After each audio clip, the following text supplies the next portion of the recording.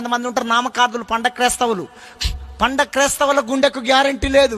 Christmas పండుగ వచ్చిందంటే చాలు ఇంటి శుద్ధి, వంటి శుద్ధి, పంటి శుద్ధి.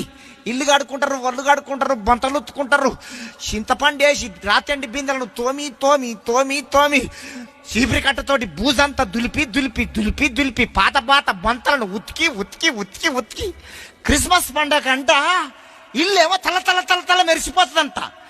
ఇల్లేమో తల తల తల తల మెరిసిపోతుందంట. హృదయాలేమో మురికి గుడ్డల్లాగా ఉంటాయంట. అసొంటి వాళ్ళ గుండెకు గ్యారెంటీ లేదు. ఇంకొంతమంది ఉంటారు సంవత్సరాలు సంవత్సరాలు మందిరానికి వస్తారు, పాటలు వింటారు, ప్రసంగాలు వింటారు, కానీ రక్షణ పొందుకోరు. పాస్టర్ గారు అడుగుతాడు, అమ్మాజీ గారు అడుగుతారు, అమ్మా ఇన్ని సంవత్సరాలు నువ్వు మందిరానికి కాబట్టి ఇంకెప్పుడు రక్షణ తీసుకుంటామంటే ఏమంటది, నా కూతురు పెళ్ళైనాక తీసుకుంటా, నా కొడుకు పెళ్ళైనాక తీసుకుంటా, ఇల్లు కట్టినాక తీసుకుంటా. కొడుకు పెళ్ళే లోపల, బిడ్డ పెళ్ళే లోపల పుట్టుకోమంటాం. రేపు మనది కానే